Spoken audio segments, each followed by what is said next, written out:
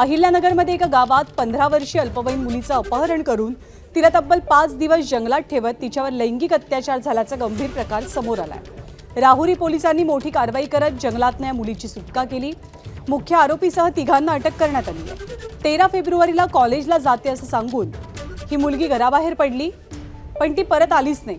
मग पालकांनी तात्काळ राहुरी पोलीस स्थानकात तक्रार दाखल केली। या प्रकरणातील मुख्य आरोपी मुक्तर हैदर पठाण, कौसर हैदर पठाण, आकाश संसारे यांना अटक करण्यात आली आहे। या प्रकरणाला आता लव्ह जिहादचा अँगल जोडला जात असून राजकीय वातावरण सुद्धा तापलेलं आहे।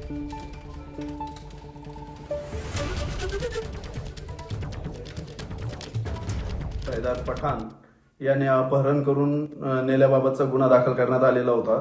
सदर गुन्ह्याच्या तपासादरम्यान सदर आरोपीने पीडितेस नाशिक जिल्ह्यातील रामशेज किल्ल्यानजीकच्या जंगलामध्ये ठेवलेले असल्याची माहिती मिळाल्यावरून काल त्या आरोपीच्या ताब्यातून सदर पीडितेची सुटका करून तिचा जबाब घेतला असता सदर आरोपीने तिच्यावर लैंगिक अत्याचार केल्याचे निष्पन्न झालेले असून त्या कलमांची वाढ सदर गुन्ह्यामध्ये करण्यात आलेली आहे। तसेच आरोपीला मदत करणारे आरोपी कौसर हैदर पठाण व आकाश शरद संसारे यांनाही अटक केलेली आहे।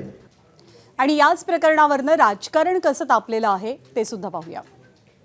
लव्ह जिहादचा संशय आहे आणि मुलीवरती 5-6 दिवस जंगलामध्ये अत्याचार केला गेलाय।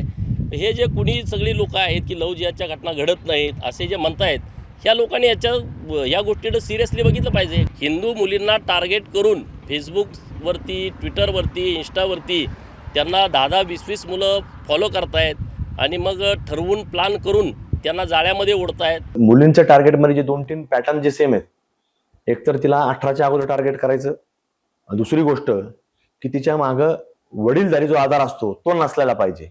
आणि म्हणून कुठंतरी या प्रशासनानं याच्यावरती कुठंतरी निर्बंध आणणं गरजेचं आहे। जे आरोपी असतात त्या आरोप्यांना कुठंतरी पोलीस प्रशासन मदत करतं का, हा सुद्धा एक फार मोठा प्रश्नचिन्ह आज प्रत्येकाच्या मनामध्ये असतो।